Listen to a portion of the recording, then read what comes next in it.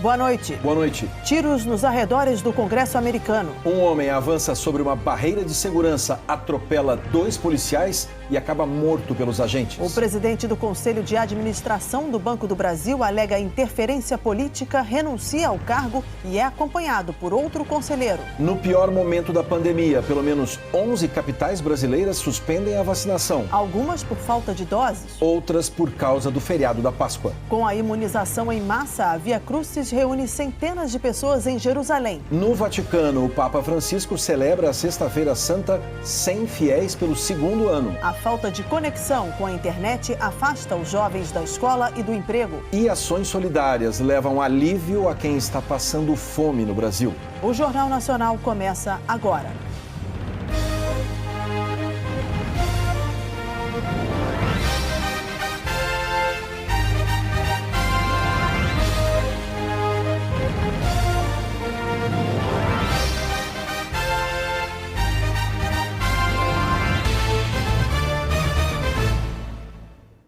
Pelo menos 2 estados já começaram a sentir os primeiros resultados de medidas de isolamento mais rigorosas adotadas para frear o contágio do coronavírus.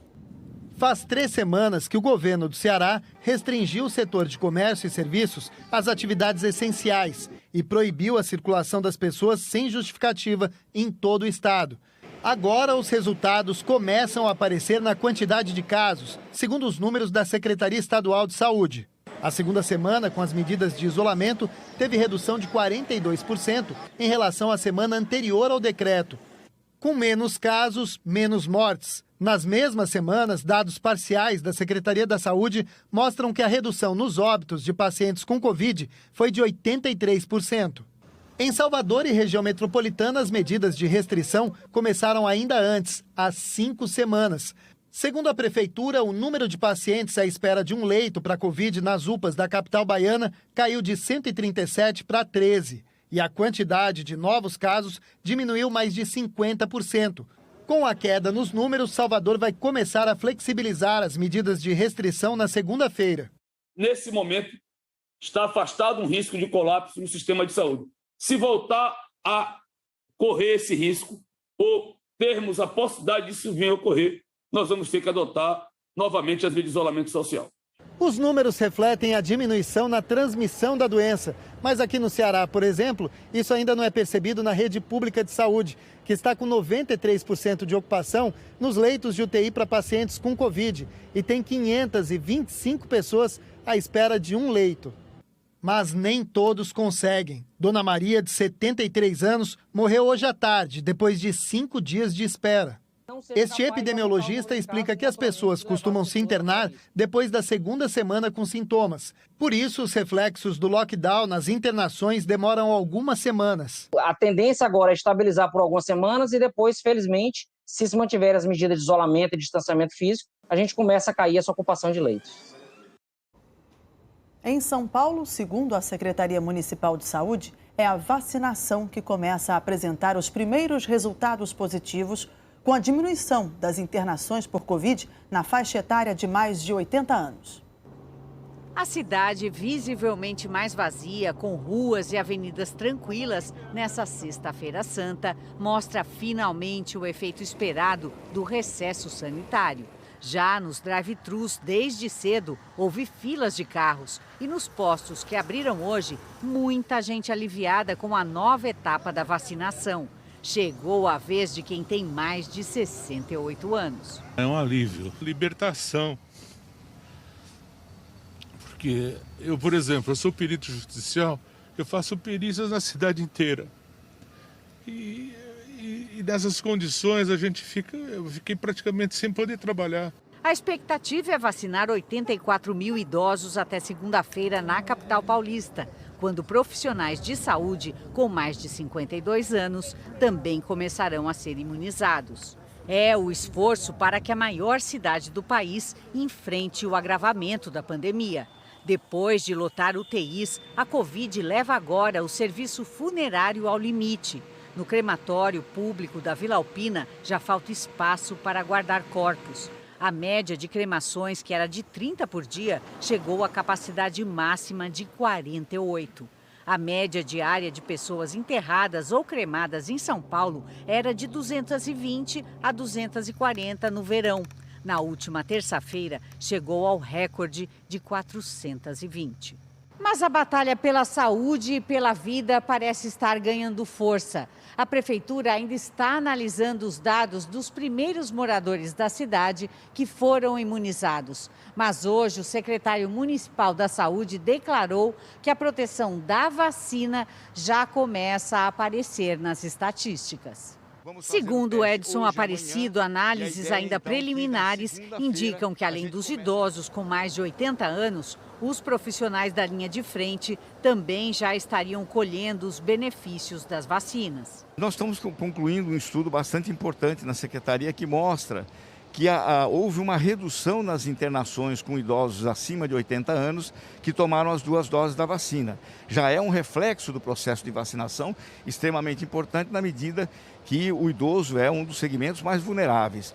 Uma outra coisa que nós estamos avaliando, terminando de avaliar com os números na Secretaria, é que houve uma redução bastante significativa de pedidos de licença e de afastamentos por síndrome gripal dos nossos profissionais de saúde, que já foram vacinados. Então isso também é um dado positivo que mostra que aquelas pessoas que já foram imunizadas ganham uma capacidade de resistência maior à doença. E o secretário ressaltou a importância de cenas como essas. Avançar rapidamente no processo de vacinação é imperioso para que a gente, no momento de crise como esse que nós estamos vivendo, mais aguda da pandemia, a gente consiga aliviar a pressão no sistema de saúde, nos hospitais, os profissionais nossos de saúde trabalharem com tranquilidade, para que a gente possa, assim, na essência, salvar mais vidas. Já a Prefeitura do Rio decidiu flexibilizar algumas medidas restritivas contra a Covid na semana que vem e manter outras. Escolas particulares e creches podem reabrir na segunda-feira. A rede municipal volta na terça. A Prefeitura alegou que houve estabilidade na procura a unidades de saúde. A partir de sexta-feira, 9 de abril, restaurantes, bares e quiosques reabrem com atendimento presencial até 9 da noite. Depois desse horário, só entregas. Seguem proibidos esportes coletivos, ficar na areia da praia e passeios em parques e cachoeiras. Boates e casas de festas devem permanecer fechadas. E continua proibida a presença de pessoas nas ruas, áreas e praças públicas das 11 da noite às 5 da manhã. Mais de 325 mil mortos desde o começo da pandemia. Essa tragédia que vivemos, mostramos aqui no Jornal Nacional todos os dias em números. Nosso cérebro nem sempre consegue dar a real dimensão. E a explicação está na neurociência. Veja na reportagem de Renata Ribeiro. É da natureza do nosso cérebro se habituar. Caminhos que fazemos todos os dias ficam automáticos, até a dura trajetória de uma pandemia. Com a escalada diária no número de casos e mortes, mais de 300 mil vítimas. A realidade é sempre uma interpretação do meu cérebro. Então, o que acontece? Como que a gente percebe, ou como a gente interage, com o ambiente? É por meio dos sentidos, e os nossos sentidos são falhos. A neurociência explica por que pode ser difícil dar a real dimensão do momento que vivemos. Quando se trata de números grandes, nosso cérebro tem dificuldades para entender. Essa quantidade, centena de milhar, é muito, muito fora das nossas proporções do cotidiano, da vida cotidiana. Um estudo publicado na revista Nature traz evidências de que números entorpecem. Testes com receptores plugados ao cérebro captaram a atividade no córtex pré-frontal, onde fica a área da empatia. Diante de acontecimentos com uma só pessoa, ela é bem mais ativada do que quando os analisados assistem a eventos que envolvem um grupo grande. O mundo cria representações que tentam dar dimensão à pandemia. No Brasil, imagens não faltam. O nosso cérebro só guarda em seus arquivos aquilo que a gente vê ou sente concretamente, explicam os neurocientistas. É por isso que um universo de centenas de milhares de vítimas escapa da compreensão da mente humana, porque nenhum de nós nunca viu ou verá de fato esse número de pessoas que se foram com a pandemia.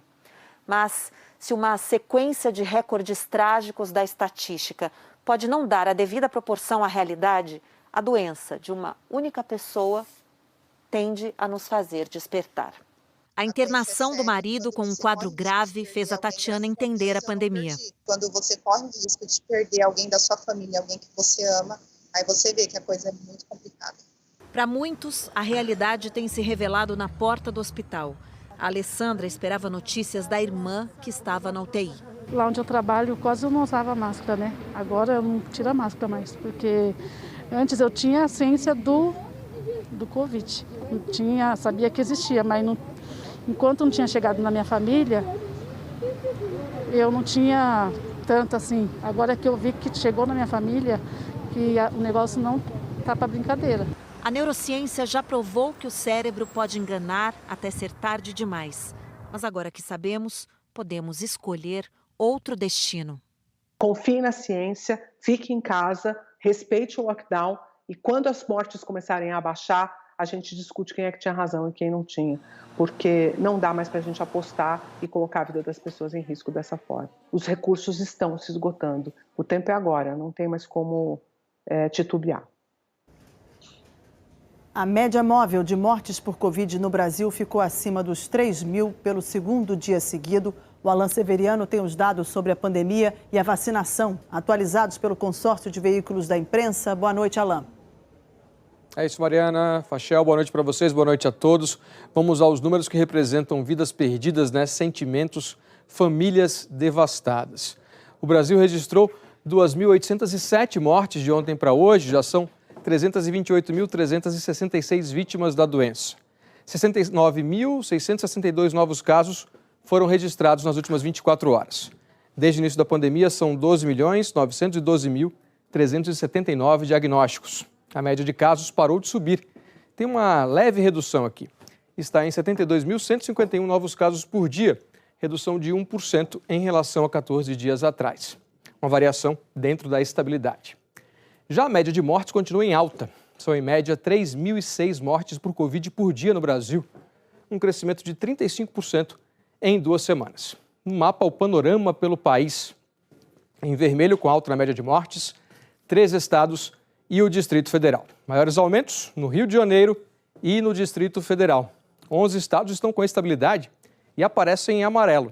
E com queda na média de mortes em azul, são apenas 2, Amazonas e Roraima.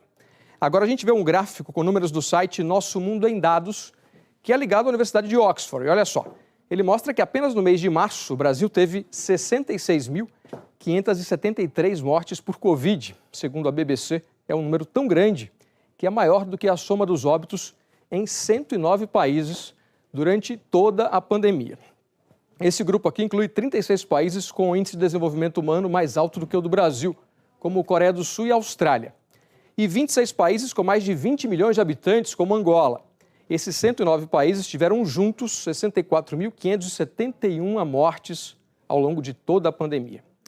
No dia 31 de março, o Brasil registrou 3.869 mortes por Covid. No mesmo dia, no mundo todo, morreram 12.262 pessoas.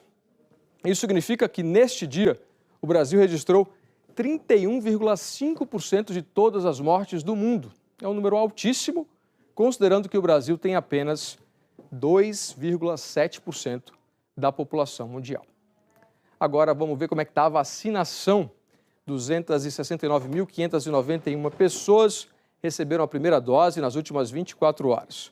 O total de vacinados com a primeira dose subiu para 18.853.892, o que corresponde a 8,9% da população.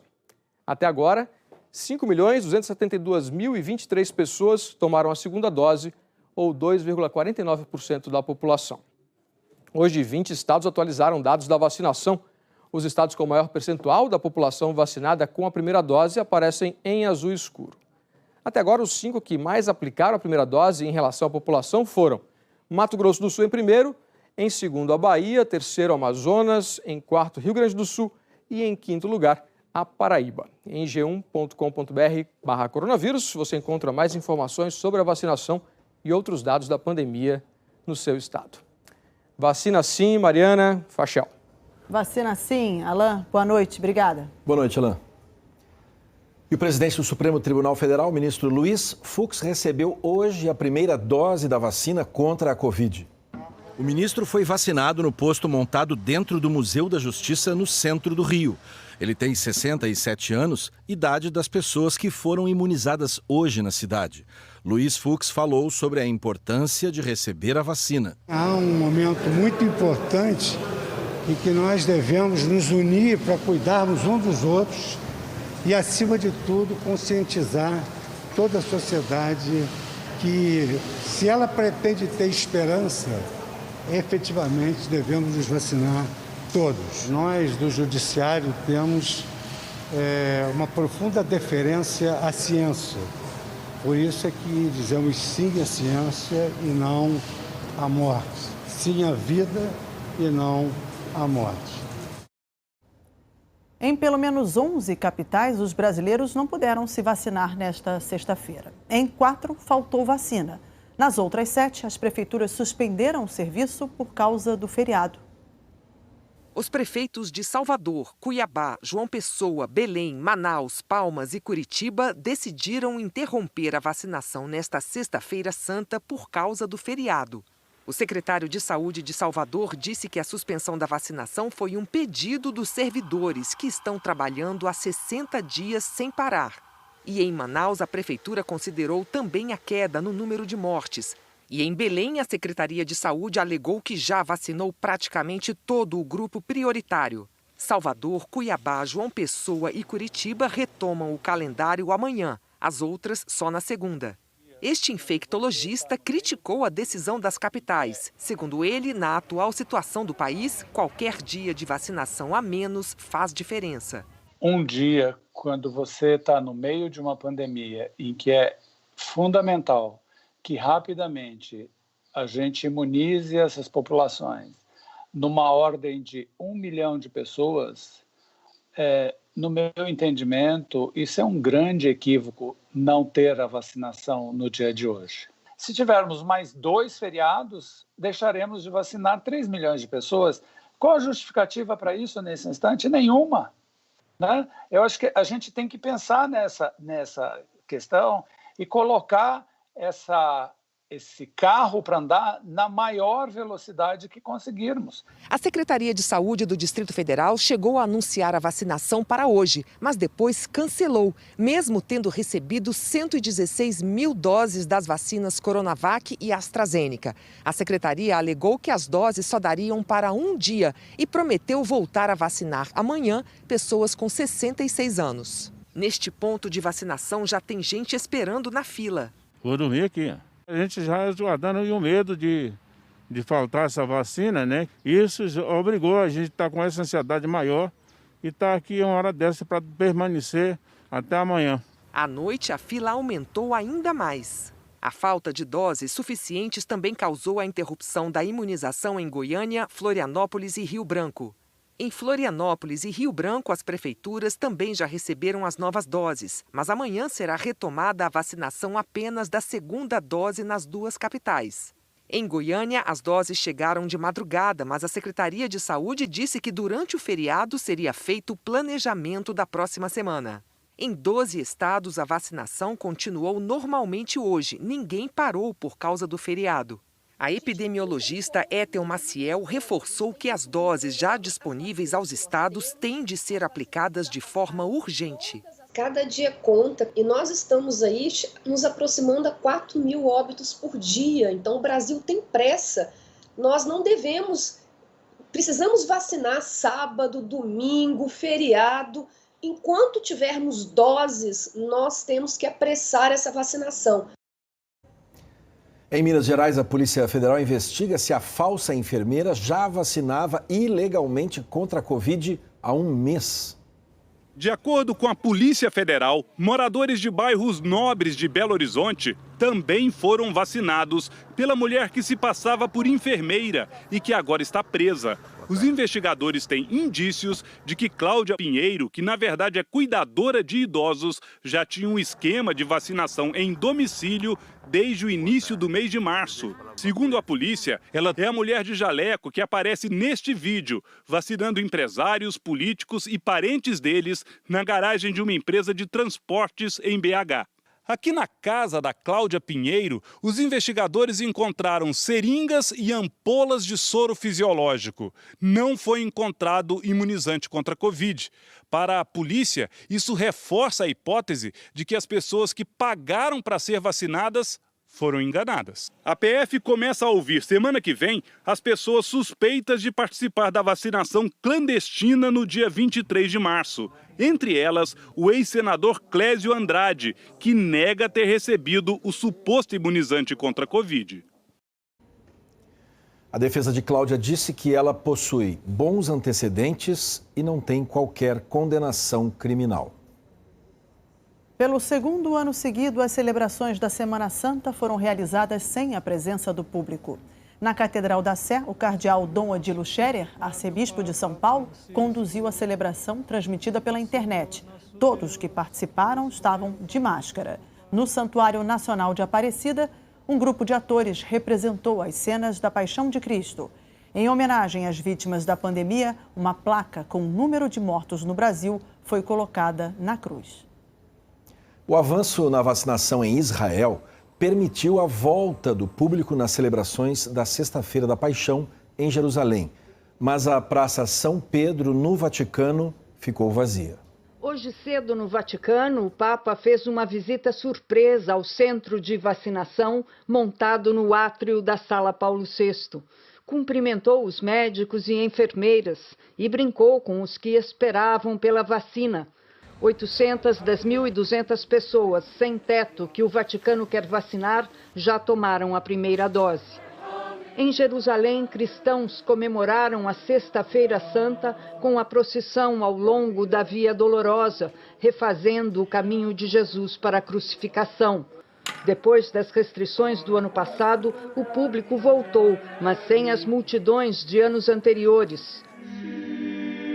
Um cenário diferente do Vaticano, onde o Papa liderou o ritual da Via Crucis numa Praça São Pedro vazia. Espírito Santo. Os textos das meditações e orações este ano foram escritos por crianças. As imagens que acompanham as diferentes estações do martírio de Jesus são desenhos feitos por meninas e meninos de 3 a 8 anos. Nas meditações, as crianças também falaram do medo e da solidão deste período de pandemia. No domingo, quando se comemora a ressurreição, o Papa Francisco reza a Missa da Páscoa e depois dá a bênção Urbi et Orbi para Roma e o mundo. Os Estados Unidos criaram 916 mil novos empregos no mês de março. Foi o melhor número desse período na pandemia desde agosto. Em Nova York, um aplicativo vai permitir que os vacinados participem de vários eventos. Com as novas vagas, a taxa de desemprego caiu de 6,2% em fevereiro para 6%. Mesmo assim, os Estados Unidos ainda têm 8 milhões e 400 mil vagas a menos do que no início da pandemia. O número de casos de Covid voltou a subir em alguns estados com o relaxamento das medidas. Mas a velocidade da vacinação dá confiança aos empresários. O presidente Joe Biden promete doses suficientes para todos os adultos até o fim de maio. De olho nisso, o setor do turismo e entretenimento foi o que mais contratou no último mês. Aqui em Nova York, quem quiser ir a shows e eventos esportivos vai poder usar uma nova ferramenta desenvolvida pelo governo do estado. Os primeiros testes foram feitos aqui, nessa arena de basquete na região do Brooklyn, mas agora é para valer, já tem jogo marcado e o passaporte está no celular. O novo aplicativo se conecta diretamente com os postos de vacinação e quem estiver totalmente imunizado recebe um código que garante a entrada em eventos internos. Mesmo assim, todo mundo vai ter que continuar usando máscara e fazendo o distanciamento, porque não se sabe ao certo quantos vacinados podem transmitir o coronavírus.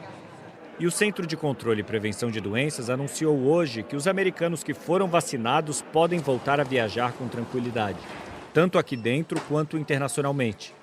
A diretora do centro reiterou que, independentemente do status de vacinação, todos têm que continuar a usar máscaras em aviões, trens, ônibus e qualquer outro meio de transporte. Aqui no Brasil, ainda no pior momento da pandemia, o setor privado se mobiliza para socorrer pessoas em situação de vulnerabilidade. A fila dobra o quarteirão, mas ninguém aqui se queixa. Pelo contrário, é graças a essa espera que a dona Ângela consegue o mínimo para sobreviver. Muitas coisas a gente deixou de comer, né? O que, por exemplo? Uma carne, uma fruta. Dona Ângela, de 70 anos, é uma das beneficiadas pelo projeto social criado por esse empresário do ramo de tecnologia há 4 anos. Uma iniciativa que se transformou nos últimos meses. Começou a aumentar muito o número de pessoas pedindo coisas, a ponto de fazer fila na porta da minha casa. O que antes a gente entregava para cerca de 100 pessoas por mês, hoje a gente ajuda 3.000 pessoas. Um ano atrás, quando a pandemia começou, a ajuda vinha de todos os lados. Mas com o passar do tempo, as doações foram diminuindo. É agora, no momento mais grave da crise sanitária, que a solidariedade pode fazer a diferença na vida de quem mais precisa. No ano passado, as cestas básicas arrecadadas pela Ação da Cidadania enchiam o galpão. Hoje, a realidade é diferente. A gente tinha, no mesmo momento do ano passado, 80 mil cestas sendo distribuídas e hoje a gente não passa de 8 mil. Então, apenas 10% do que foi o ano passado. A gente tem relatos de pessoas que, inclusive, doaram no ano passado e esse ano estão precisando de doação. Os maiores bancos também se uniram para combater a fome que a Covid agravou. A doação de 37,5 milhões de reais vai para ações emergenciais no Brasil inteiro. A intensidade da crise sanitária e da crise social é gigantesca. De forma talvez não esperada, 2021 está mais intenso que 2020. E acho que a sociedade como um todo pode contribuir parcialmente, mas de modo complementar às políticas públicas que são necessárias para enfrentar esse momento avassalador que nós estamos vivendo em 2021. Há poucos dias da Páscoa, a fábrica de chocolates faz a tarefa do coelho. Assim como no ano passado, a meta é distribuir até domingo 1 milhão de ovos. A primeira parte da produção foi doada para mais de 4.500 instituições espalhadas pelo país. A gente chegou até na borda do Brasil com a Venezuela, com o apoio da ONU, do Exército Brasileiro, para levar para 10 mil crianças e famílias refugiadas. Chegamos em aldeias indígenas, chegamos assim em muitas organizações em todo o Brasil, em hospitais públicos também. Mãos que se uniram para levar um pouco de alegria em tempos tão difíceis. A gente tem aqui um lema que é impossível ser feliz sozinho. Então, fazer a felicidade dessas crianças em todo o Brasil realmente vai nos fazer muito felizes nessa Páscoa. A seguir, a falta de conexão de internet afasta os jovens da escola e do emprego. O presidente do Conselho de Administração do Banco do Brasil alega interferência política e deixa o cargo, junto com outro conselheiro.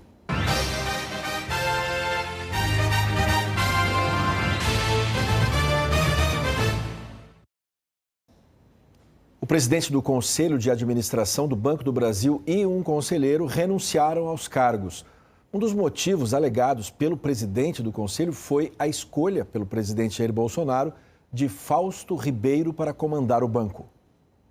Hélio Magalhães, presidente do Conselho de Administração do Banco do Brasil, e o conselheiro José Guimarães renunciaram ontem, no mesmo dia em que Fausto Ribeiro foi nomeado oficialmente presidente da instituição pelo presidente Jair Bolsonaro. Magalhães disse que decidiu deixar o cargo por causa do reiterado descaso com que o acionista majoritário, o governo federal, vem tratando não apenas essa prestigiada instituição, mas também outras importantes estatais de capital aberto e seus principais administradores.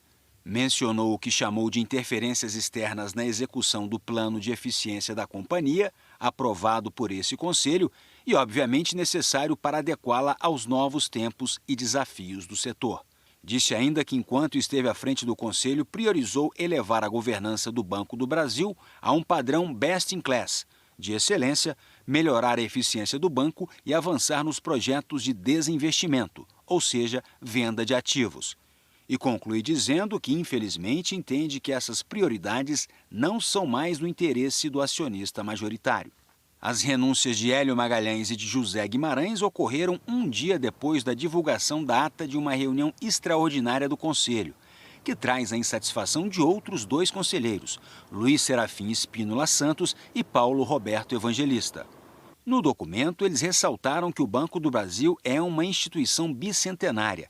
Não se constrói uma história secular como a do Banco do Brasil sem uma governança sólida e muito menos sem a liderança de profissionais experientes, capazes, inovadores, dinâmicos, inspiradores, corajosos e estratégicos. E que Fausto Ribeiro não percorreu ainda todas as etapas de funções gerenciais para assumir a presidência do banco. Fausto Ribeiro foi nomeado após André Brandão renunciar à direção do Banco do Brasil em março. Brandão decidiu deixar o cargo depois que Bolsonaro ameaçou demiti-lo por tentar implantar um programa de demissão voluntária e fechamento de agências para reduzir custos. André Brandão fez uma gestão técnica no Banco do Brasil, preocupado em resistir a pressões políticas. Ele fechou 2 vice-presidências. As 7 mantidas foram ocupadas por funcionários de carreira.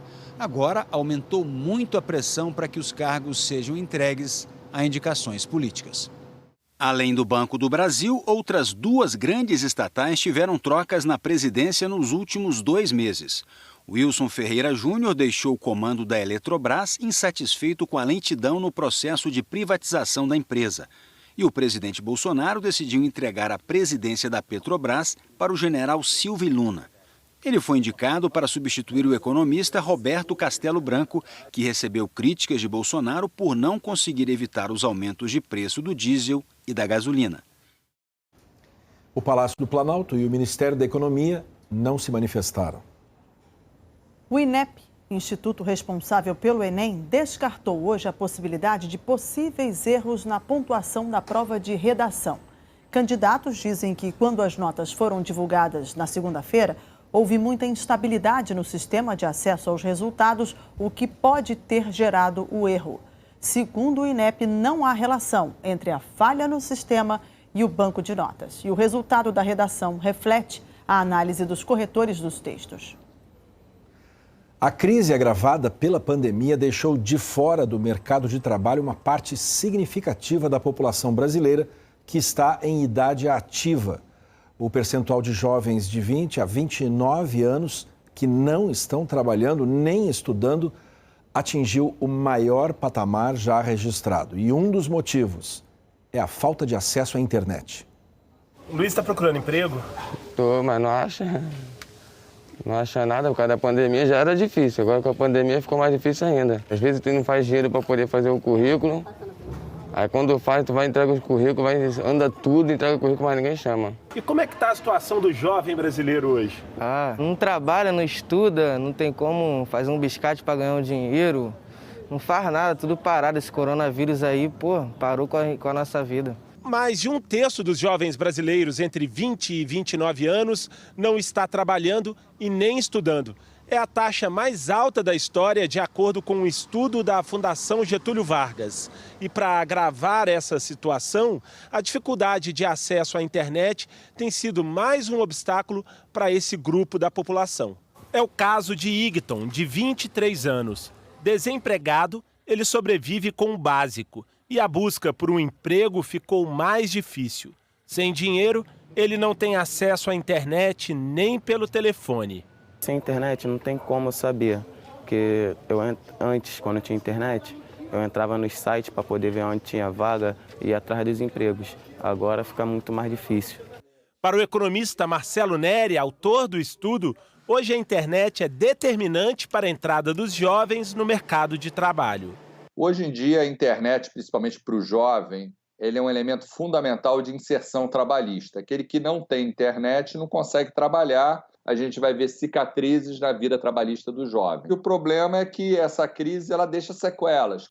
Entre os ocupados nas classes A e B, quase 93% estão trabalhando de casa, enquanto na classe E, a mais pobre, só 24% conseguem trabalhar remotamente, o que seria impossível para o Wesley, que tem 28 anos. Você tem computador em casa? Não, só celular mesmo. Com a internet que você tem hoje, você conseguiria trabalhar à distância pelo computador? Não, impossível. Impossível. Porque é muito devagar e ela fica meio que travando o tempo todo. Solução são duas. Primeiro, inclusão digital para todos. Fazer uma internet livre é absolutamente importante, é barato. Dois, aproveitar a oportunidade, porque o jovem não está conseguindo trabalhar, ele deveria estar estudando. E, nesse aspecto, a internet é fundamental para dar cursos, para permitir ele buscar emprego. Então, a internet, numa época de pandemia, é o que permite ele fazer atividades e fazer isolamento social, que é o que a gente precisa hoje. A seguir, um atentado no Congresso americano deixa 2 mortos. E no esporte, atletas brasileiros vão brigar por medalhas inéditas nas Olimpíadas de Tóquio.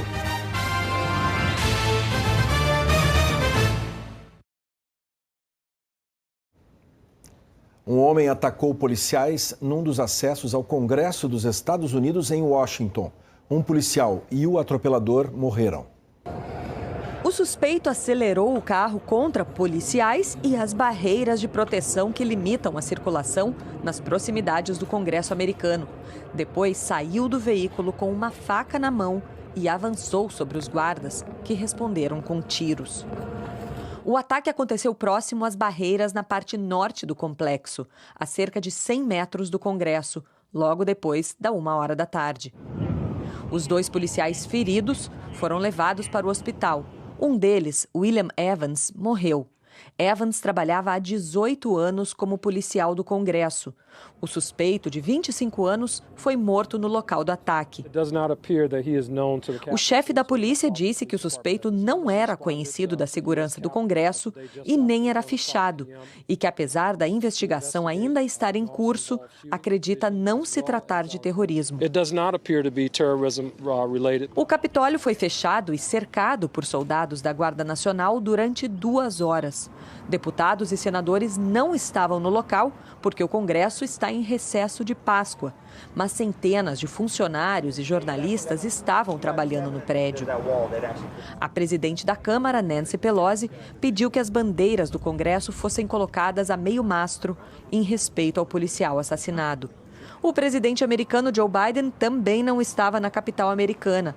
Ele divulgou uma nota dizendo que ficou com o coração partido ao saber da morte do policial. O transporte do corpo do policial do hospital ao Instituto Médico Legal foi acompanhado por um cortejo com dezenas de viaturas. O ataque aconteceu a menos de 3 meses da invasão do Congresso por apoiadores do ex-presidente Donald Trump. E há pouco mais de 1 semana da polícia retirar as barreiras com arame farpado da região do Congresso. No dia 6 de janeiro, centenas de manifestantes pró-Trump invadiram o prédio do Congresso americano, ameaçaram e agrediram policiais, roubaram documentos e computadores e forçaram a polícia a retirar às pressas o então vice-presidente Mike Pence e deputados e senadores das sessões de votação para referendar o resultado das eleições presidenciais. Um policial foi morto naquele ataque. Desde então, mais de 400 invasores foram presos. O número de imigrantes tentando entrar ilegalmente nos Estados Unidos atingiu, em março, o maior número dos últimos 15 anos, 171 mil. É um aumento de mais de 90 mil em relação a janeiro, quando o presidente Joe Biden tomou posse. E, segundo o governo, quase 19 mil eram menores de idade desacompanhados. E está na hora de conferir a previsão do tempo. Boa noite, Eliana Marques. Boa noite, Fachel. Boa noite, Mariana, e boa noite a todos. A próxima madrugada vai ser mais fria que o normal em Curitiba, São Paulo, Rio de Janeiro e Belo Horizonte. Em Curitiba, vai fazer 13 graus. A média das temperaturas mínimas em abril na cidade é de 14,6. Em São Paulo, frio de 15 graus, abaixo da média de 17,4 graus. O Rio vai ter uma diferença maior ainda, o previsto são 18 graus. A média do mês na cidade é de 23, 5 graus a mais. E em BH, onde o normal é amanhecer com um pouco mais de 18 graus em abril, amanhã o dia começa com 17 graus. Apesar do frio da noite e da manhã, à tarde vai esquentar. E nas outras regiões do país, tarde quente também, com até 33 graus em Teresina e 35 em Cuiabá e também em Boa Vista. No sertão de Pernambuco e da Bahia, a umidade do ar vai cair. Tem possibilidade de ficar abaixo de 30% entre o norte de São Paulo e grande parte de Mato Grosso do Sul também. Esse índice é a metade do ideal para a nossa saúde. Por isso, evite o sol e beba bastante água. Campo Grande está nessa área de calor e ar seco. Já em Porto Alegre, a umidade não cai tanto, mas as pessoas sensíveis a essa variação já podem sentir a garganta e o nariz secarem. Em Goiânia, calor e umidade baixando também, com possibilidade de alguma pancada de chuva isolada. E em Salvador e no Recife, pouca chuva. É o sol que predomina. O sábado vai ser de céu claro em todas as áreas amarelas aqui no mapa, incluindo grande parte da região sul do estado de São Paulo, sul de Minas, Triângulo Mineiro, sul de Goiás e grande parte de Mato Grosso do Sul. Agora, Eliana, tem temporal em algum lugar? Tem sim, Fachel. Olha, risco de temporal principalmente nessas áreas que pegam o oeste do Amazonas e também do Acre e entre Minas e Goiás, incluindo amanhã o Distrito Federal. Também vai ter chuva por estas áreas mais coloridas aqui no mapa, só que em forma de pancadas mais isoladas, ainda que possam vir com raios num ponto ou outro. Porto Velho, São Luís, Fortaleza e amanhã também Natal e João Pessoa estarão entre as capitais com maior probabilidade de chuva forte. Uma boa noite a todos e até amanhã. Boa noite, Eliana. Até amanhã. Atletas brasileiros estão entre os favoritos para conquistar medalhas inéditas para o país nas Olimpíadas de Tóquio.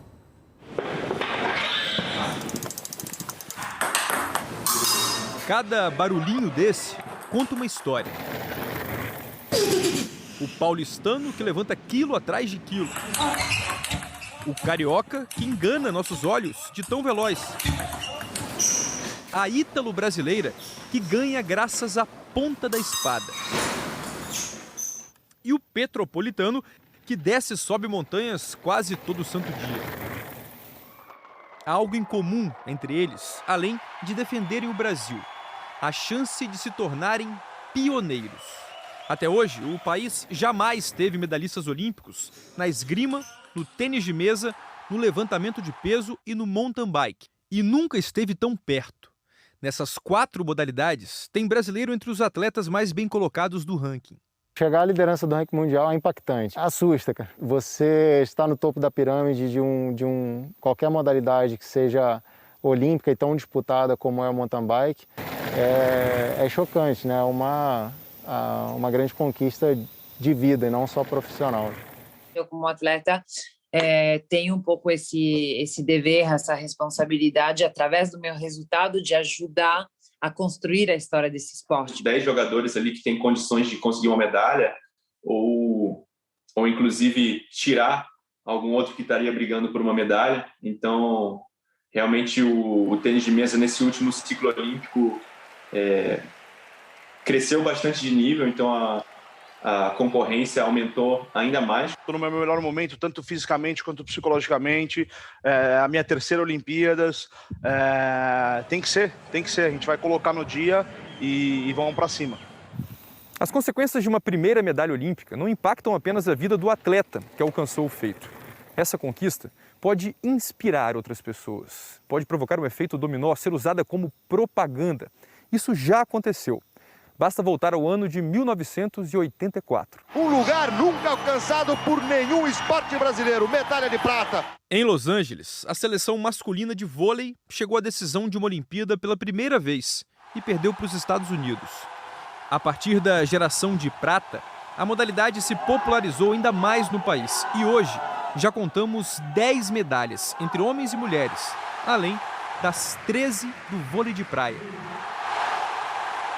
Essa talvez seja a maior motivação de todas. O fato de talvez ser o primeiro medalhista olímpico brasileiro em cima de uma bicicleta me estimula muito, me motiva muito, porque eu sei o impacto que isso causa nas pessoas.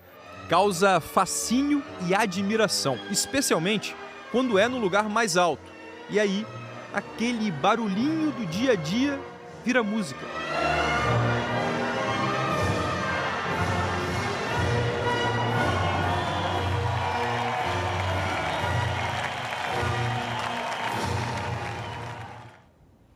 O Globo Repórter de hoje mostra como chegar bem à fase da vida em que a juventude e a maturidade se encontram.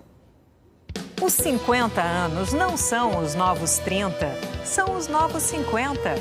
A modelo de sucesso na década de 1980 volta à moda aos 54 anos.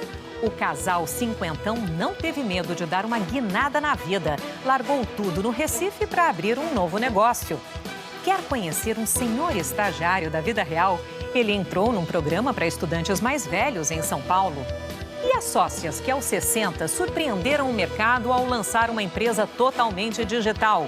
Ou as costureiras que estão dando lições de coragem e energia? Essa economia movida pelos grisalhos tem um nome: prateada. Tudo isso foi parar em sala de aula e no Globo Repórter desta sexta-feira. Eu, que também passei dos 50, espero você.